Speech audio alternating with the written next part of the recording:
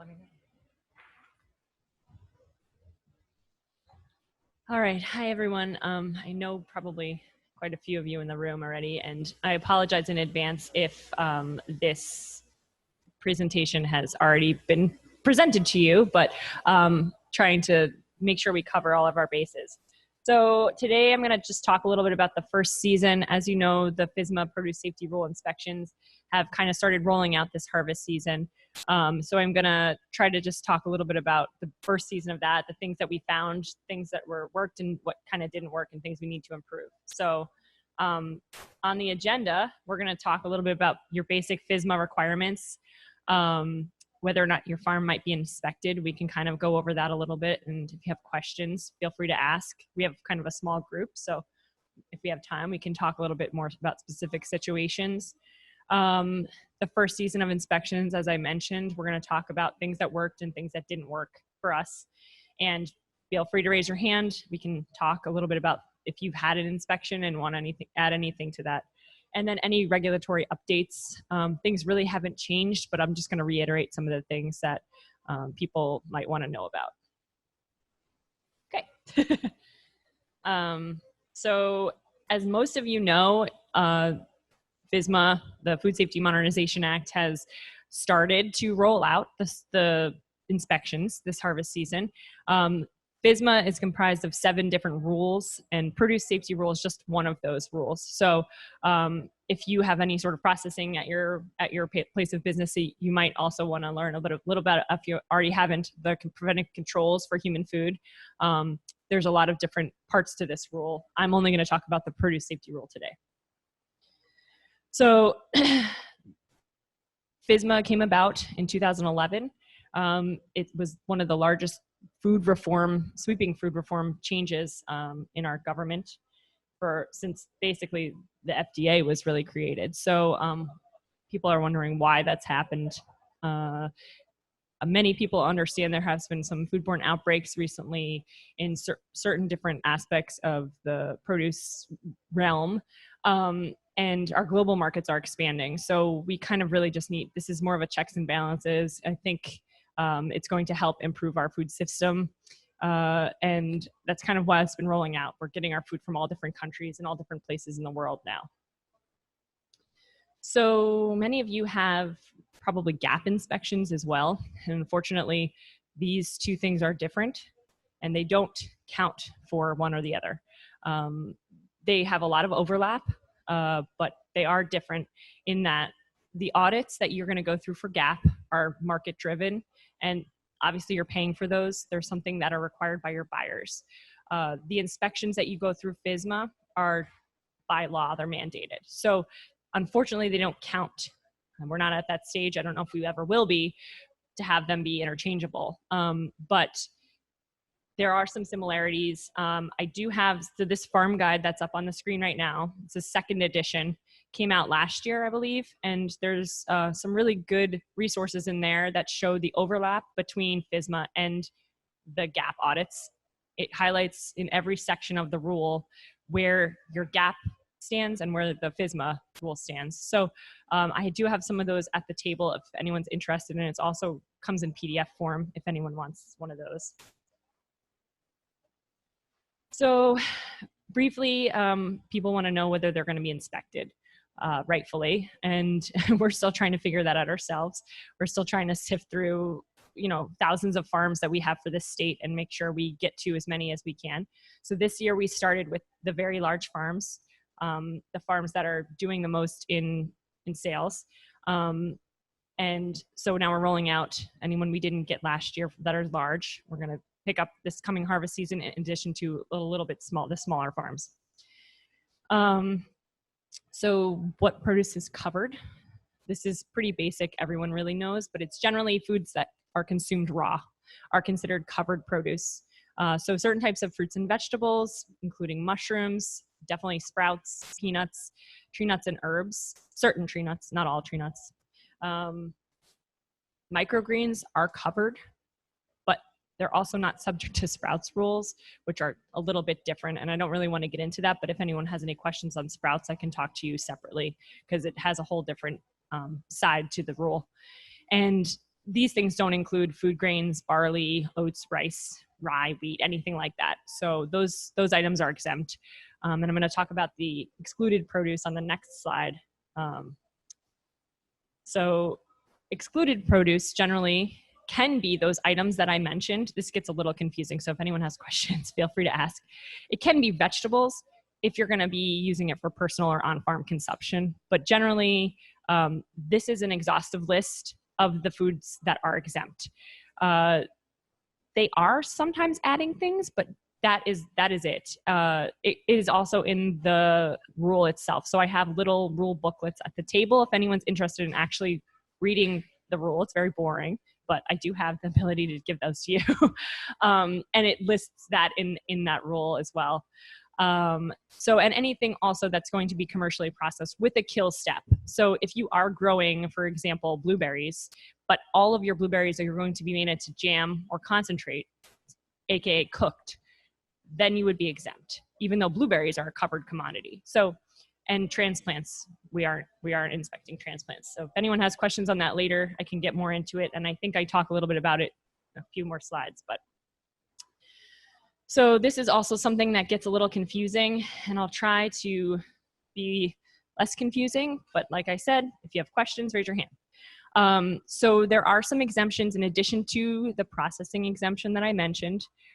Small farm exemptions are farms that are doing less than $25,000 of annual average produce sales. That's adjusted for inflation, and it's over 3 years. Right now, I think that means it's at like 28 or 29,000. And then there's qualified exempt, which are farms that are doing less than $500,000 of food sales. So that is any food that you're selling on your farm, not just produce. So if you have eggs, if you have, any food, if it's like a farm stand, if it's like a U-pick and you're selling like hot dogs or something like that, that all counts as your food sales. So, but if you're less than 500,000 of those sales, and the majority of them are sold to direct consumer, which they say is qualified end users, which really means just, are you selling it directly to the person who's going to eat it? So at your farmers markets, at your CSAs, at your restaurants, not going through a third-party distributor, that would be considered a qualified end user. So if you are under that amount and most of your sales are going directly to the people that are eating the food, you could potentially be qualified exempt. So, and we can, if someone is maybe questioning that, we can kind of talk further, and I can go through it a little bit with you, and we can kind of check off some boxes to be sure if you might be qualified exempt or not. But it does get confusing. So that being said, the next question is a knowledge check. This is just an example of how things get kind of confusing. So I just wanted to point out how it can get a little bit weird. So if Hayden's Heavenly Berries in Skagit County sells berries through her farm stand, that's $10,000 worth. Farmers markets, $10,000 worth, and to a local smoothie shop, $10,000 worth. But then she also sells her largest crop, blueberries, to a packing house for wider distribution. That's $200,000 annually. Would she be exempt, qualified exempt, or covered? Does anyone know? Because I can tell you, it's fine. That would mean she would be covered, even though the majority of the beginning half of this statement is selling directly to qualified end users or direct to consumers. The portion that is the largest is actually going to the distributor, so she still wouldn't be qualified exempt. She would just be a covered farm. So this is where it gets a little bit weird, and I liked this example because it can be kind of confusing. So if anyone does have questions on that, please feel free to ask. So these are requirements that are, so even though you might be qualified exempt, you still are going to have to do a little records review, obviously, to maintain that qualified exempt status. So we might not be coming out to your farm, and if we do, it's just to go over records. The records review would include sales records, possibly farm info, products and dates, buyers, any receipts that you get. It wouldn't be too in-depth. It's not going to be like, I'm not going to go through your expenses. I'm just going to kind of get a picture of what's going on the farm, so we can see like, hey, are you actually selling a lot more than what you say you are? Because it is a rolling average. Some years you can be over that $500,000 in food sales cap, but as long as over 3 years you're under it, it works. And then by 2020, we're requiring all qualified exempt farms to have this labeling, which is the farm name, the complete business address of where the food's grown, and it needs to be displayed prominently. If you're selling online, it can be an address online where you're selling your food. That also being said is some people are not happy with the fact that they have to put their business address because it's mostly their house. So we checked with FDA, they said a PO box is okay, even though specifically they wanted where the food was grown. But if you do have your house and you don't feel comfortable putting that on a label, a PO box does work.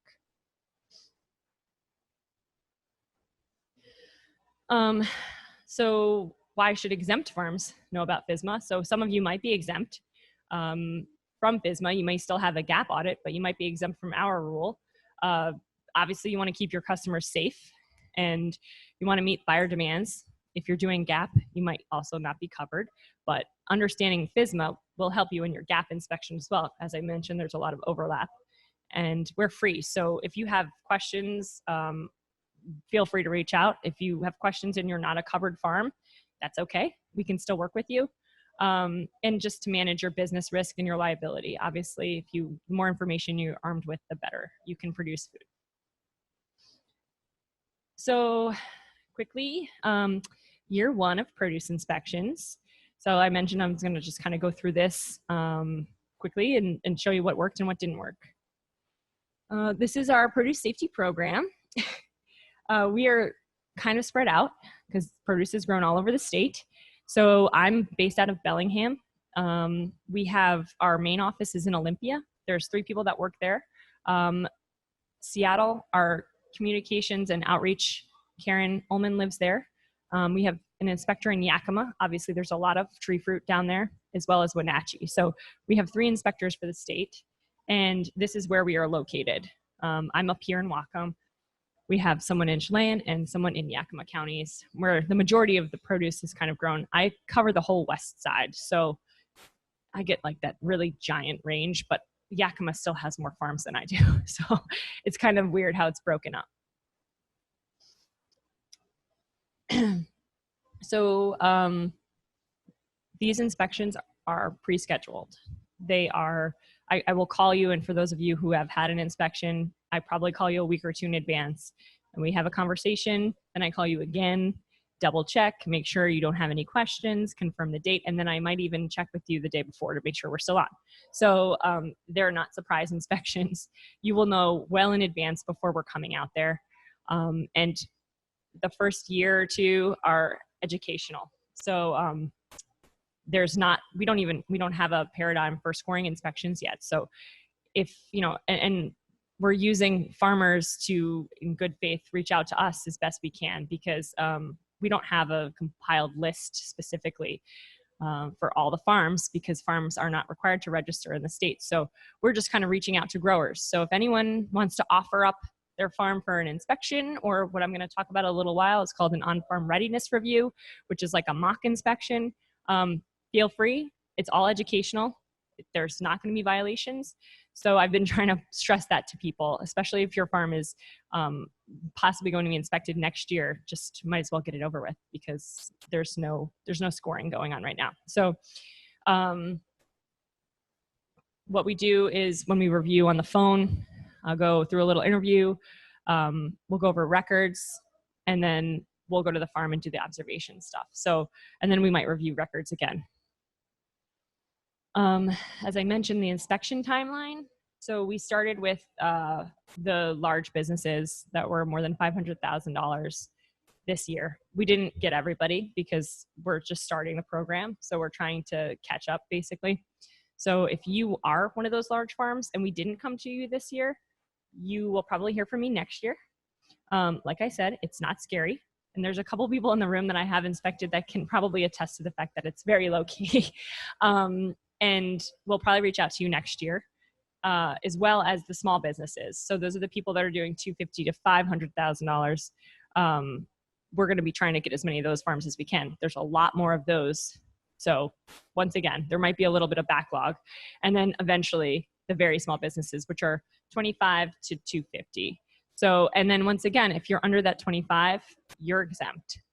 Even if it's over a 3-year average and sometimes you dip above that, that still counts. You know, just make sure you save all your records. So we completed 62 inspections this year.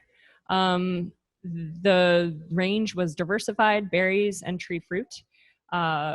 We have covered, there's 2,639 covered farms in the state, which actually I think there are more, but that's the stat we got. And the average time for the inspections is 2 to 4 hours. I think I've maybe done one inspection that took me 4 hours.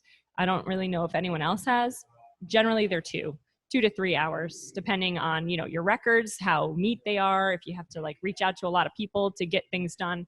I've done inspections for an hour and a half. It really depends on what's going on in your farm. Some of the producers that are using mechanical harvesters, it's really easy. No one's hand picking anything. There's like a lot less to look at. So if you have a big entity, it still might only take 2.5 hours. So it really depends.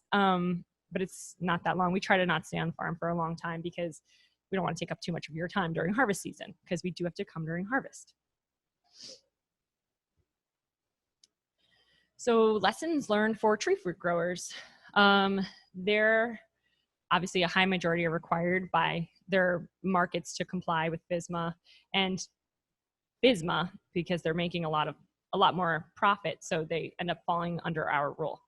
The packing houses manage the post-harvest stuff. We're still trying to figure that out. We do technically need to inspect packing houses at this point, but we're trying to figure out whose jurisdiction certain items are with them. They don't really use soil amendments, which would make sense. I mean, this is one of the things that we're trying to work out with the packing houses is who is responsible for the cleaning and sanitizing of the picking bags and bins, things like that. So these are things that we're finding as we went through this initial year are things that we got to kind of dive a little bit more deep into. And water quality concerns, because there's a lot of irrigation districts. This probably doesn't really pertain to a lot of you because this is mostly on the west side, on the east side, but just wanted to bring it up to see. So for small fruit growers, this is mostly you guys. We're finding there's a lot of people with processing exemptions out here. A lot of people do send their stuff to be made into something with a kill step. There are a lot of people that are doing IQF frozen. That is not a kill step if that's what you're doing. It still technically is fresh. So if you're doing all IQF, I'm still probably going to come out to you. If you're doing a majority of processing and selling fresh, that's a processing exemption. So it just really depends on your level of processed foods and fresh market. A high majority of people out here are GAP certified. And if soil amendments are used, they are applied pretty early in the season, so they don't really pose much of an issue. And as I mentioned, a lot of people are using machine harvesters, which makes it really easy to do an inspection. There's not as much to look at. I look at your harvesters and make sure they're in decent shape, and we kind of talk about certain things and how to maintain them. And it's really a lot easier than a hand picking facility. And then a lot of the drip irrigation systems don't even contact the fruit. I have been seeing some people running their drip lines through the middle of their bushes. Just remember that any of the fruit that grows underneath that is potentially at risk if your water is not up to par. Once again, water is not really being inspected at this point, but just know that in the future, that could be an issue, and you might have to implement corrective actions if anything happens with your water system.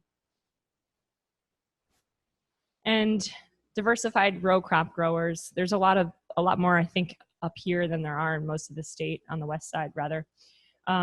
Diverse customers and products. There's a combination of field and outdoor packing. You can still pack in the field, obviously, that's not going away.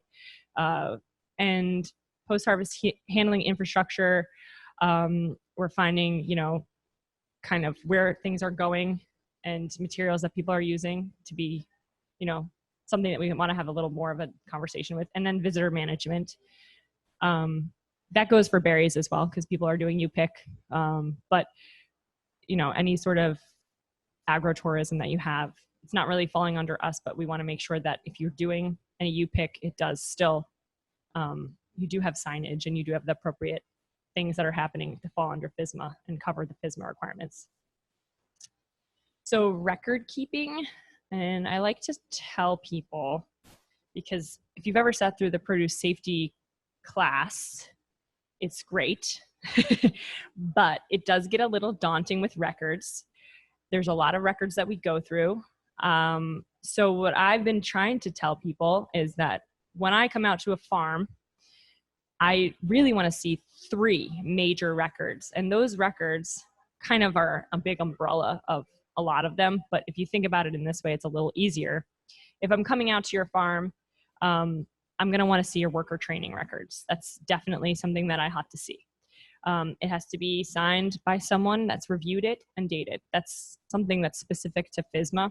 You can probably see, let me see, where's my pointer? You can see right here, there's a little line. This line is specific to FSMA. I've seen a lot of people, this is actually one of the major things that I've noticed when I go out to farms is they have wonderful records, but no one has reviewed that everyone on their farm has taken the appropriate trainings. So that's just something that FSMA is really picky about. So if you do have worker training records and you're doing a great job, just add that extra line in there. It doesn't even have to be a supervisor necessarily, just someone has reviewed that all of your employees have taken the necessary trainings. So that's 1 record. That's what I look for. 2 record, cleaning and sanitizing of food contact surfaces. That's the record we need to see. So your bins, your flats, your lugs, any tables that you're using, if you're using a wheelbarrow that you put food directly into, those things need to be documented, cleaning and sanitizing, or just sanitizing however you're doing it. We need to see records of that. It's not everything. It's just your direct food contact surfaces. And well, what's not on here is your biological soil amendments if you're using those. We want to see if you're treating it yourself, the treatment records, and if you're getting it in from a third party, keep the documents that say how the soil amendment was treated, of animal origin specifically. If you're getting in fertilizer that has nothing to do with animals, I don't care. It's just if it's bone meal, fish meal, feather meal, any sort of manure, that's the stuff we're looking for. So keep those records as well. So the water update. This is, okay, good. This is something that really hasn't changed. So, but everyone's always scared of it. So I'm bringing it up briefly. The dates are remaining the same. We're not ready yet to start doing the water. And I think 2023, two is the large farms we're rolling out. Sorry. That's when we're going to start doing water. So it's still 2 more years. And those dates are finalized. So that is for sure when that's going to start. Now, how we're going to evaluate that is still kind of unknown, but not yet. I mean, we'll see. There's no enforcement of this yet, but as I mentioned, when I do my inspections, like to talk about the water system with people because it's important. I think it's one of the most important parts of your farm. And if you have questions about it, I would be happy to go through the water system, take the time to do that, even though it's not under the inspection umbrella yet.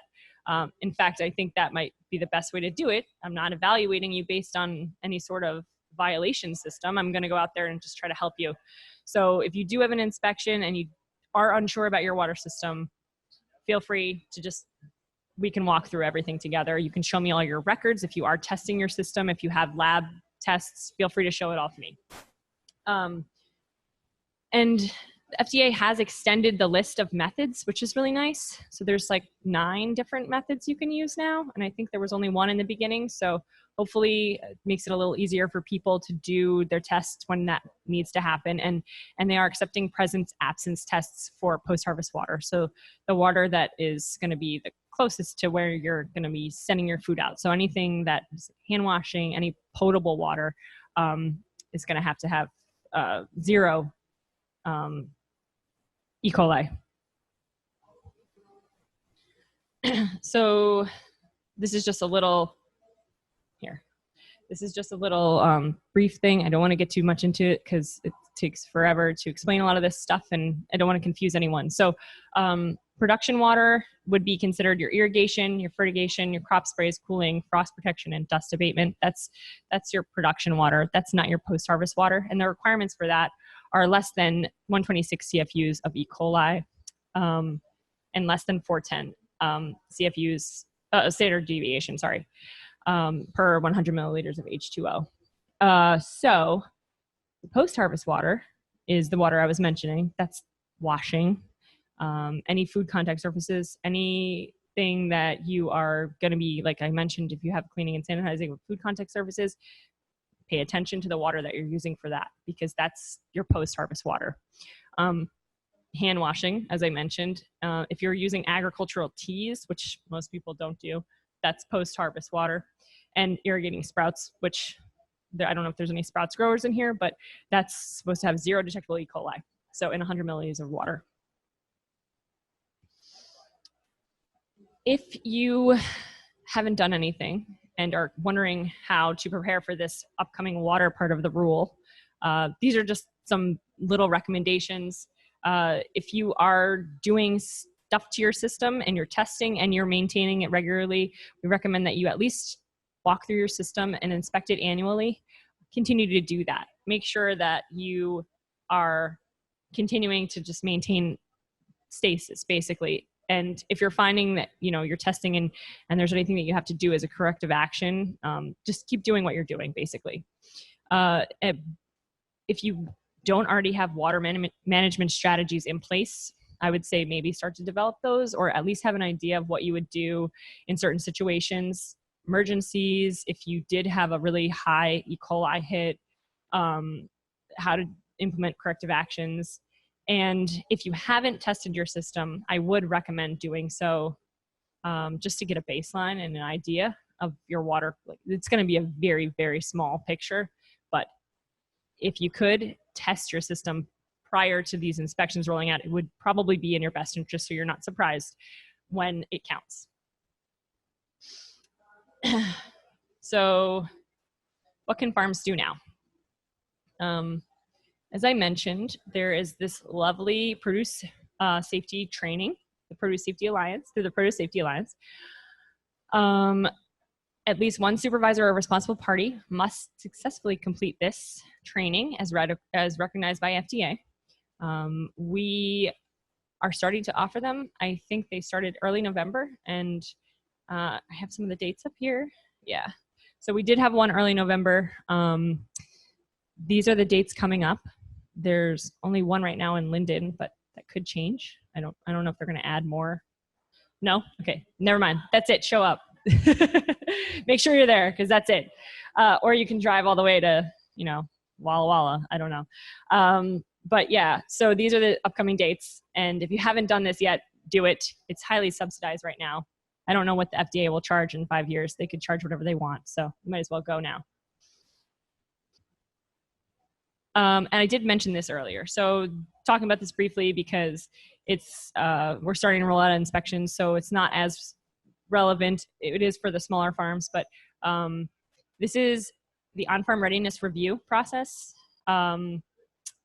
It is a farm visit. It's basically like a mock inspection. So a visit by WSDA. It might be myself, and Faith. It might be myself and another inspector. One or two people come out to the farm and we do kind of a walkthrough of the farm. So if you're interested in this, it's really helpful. It might be helpful for the smaller farms that aren't going to be inspected for a few years. We can come out and do a mock inspection. It's free, it's voluntary. We don't take notes, we don't take pictures, we don't just have conversations, and the scale can be whatever you want. So if you want us to do an entire inspection, great. If you want us to just go over records, we can do that too. If you want us to just do one specific part of it, we can do that. And I do have an example of the book that you'll receive at my booth. You get a nice little spiral bound notebook. It's non-regulatory, and like I said, it's free. So if you have questions and are interested in doing this, let me know. We're scheduling all of them all the time. So even if you are a farm that might be inspected this year and is interested, still talk to me. I'm probably going to persuade you to just do the inspection because it's educational. So it wouldn't really, then you'd have to have us come out there twice. But like I said, if you're a small farm, really very small farm, it's going to be helpful for you in the next coming years. So these last few slides, we're just going to talk a little bit about on-farm food safety best practices. It's just kind of things to be aware of now. It kind of just highlights the things that we cover, one in the produce safety training, and just going over the most important parts of this, trying to sum up everything that's going on with this rule. So these are some of the most important things you want to think about on your farm. Make sure you're providing accessible and well-maintained bathrooms and hand washing facilities. I didn't mention this because it's not required, which is crazy, but bathroom records, we don't need to see those. But if you have them, that's awesome, because obviously having a clean bathroom is very important. But if you're wondering why I didn't mention that in the records, it's because it's not there. But make sure you have clean bathrooms, because we will evaluate that. So if you don't have the records, that's fine. But if your bathroom has got poop all over it, that's not fine. So make sure you train your employees on basic health and hygiene practices. That's something that we do look for. That is a record. We want to make sure that in that training that you're giving people, there is a part of it that's training them on basic hand washing and hygiene practices. In addition to that, I always like to mention in that training, I didn't mention it earlier, making sure your employees recognize contaminated produce and not to harvest that. So those are some of the main things that they want you to cover in the trainings, and it talks about it specifically in the rule.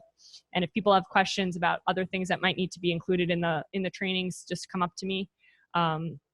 I have some paperwork I can give you, and also those, like I mentioned, those gap binders. Those are really helpful if you do gap inspections and might have a FSMA inspection. They kind of go over the things that you're going to want to include in the training, and also they provide templates for record keeping stuff. Be mindful of soil amendment application timing and methods. If you are applying soil amendments, as I mentioned, make sure you keep all your records. Right now, we are going with the organic 90-120 rule. So generally people are well within that range. So, but if you aren't and are getting your stuff from a third party, make sure you save all those receipts and things. Deter animals from crop production. If you go through the produce safety training, we talk about wildlife management. It's not a record keeping requirement, but it's something that you still have to do. So make sure that when I'm there, I don't see like a lot of animals eating your produce, because that's something, and you not doing anything about it, that's something that might be evaluated. Just make sure you're taking best efforts to keep those animals out of your fields. And as I mentioned, do not harvest produce that's been visibly contaminated. That's another thing that goes into your worker training.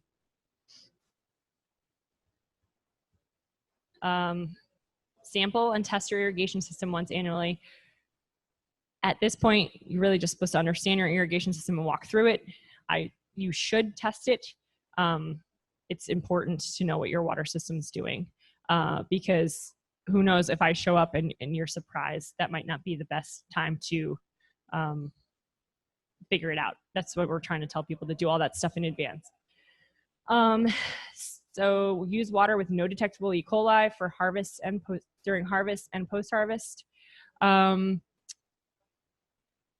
Those are that's your potable water. So anytime you're going to be handling produce that's going to be given directly to the customer, that's make sure you have no detectable E. coli.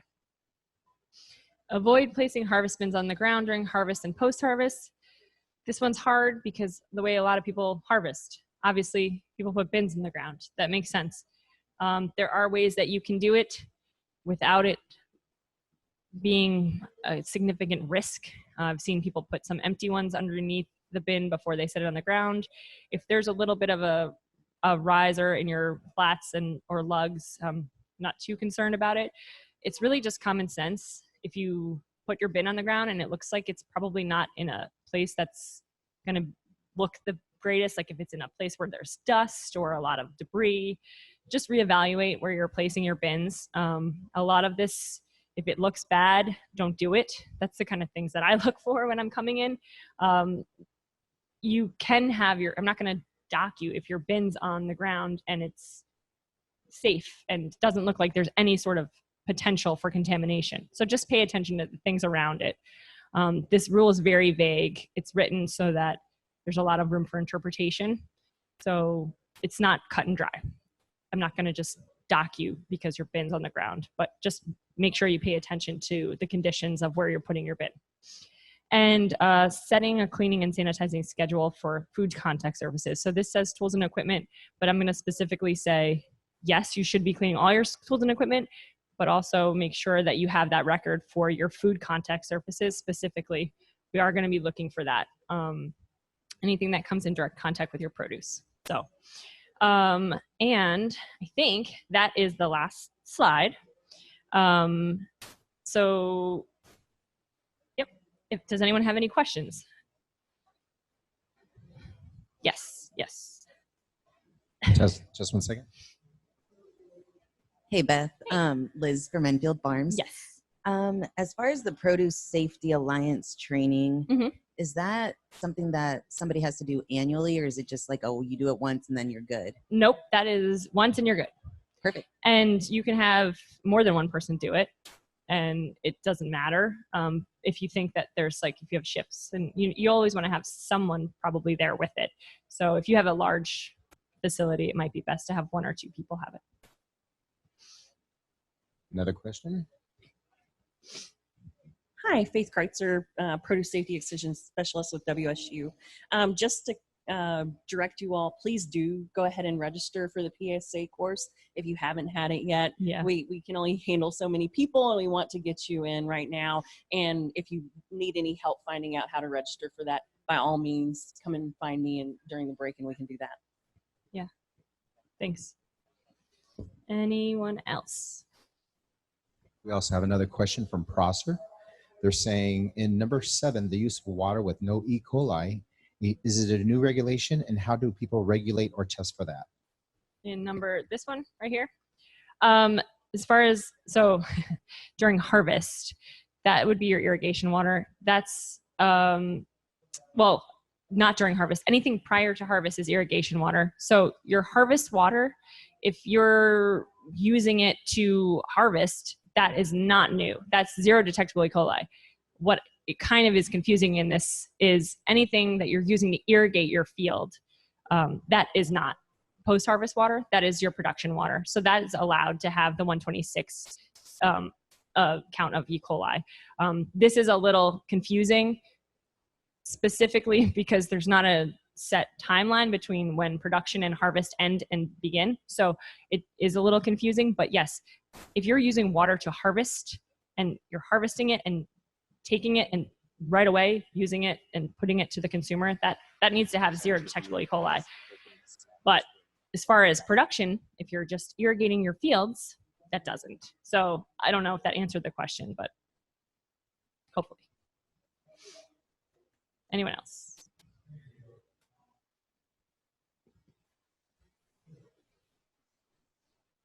No. Anyone else have questions for Beth while she's here? And if you have questions later, I'm over at the booth against the wall, kind of near the coffee a little bit. You can find me there if something pops up that you didn't ask and you find you have some more things to find out, come see me. So Great. thanks. Thanks so much, Beth. All right. Well, that means we are wrapping up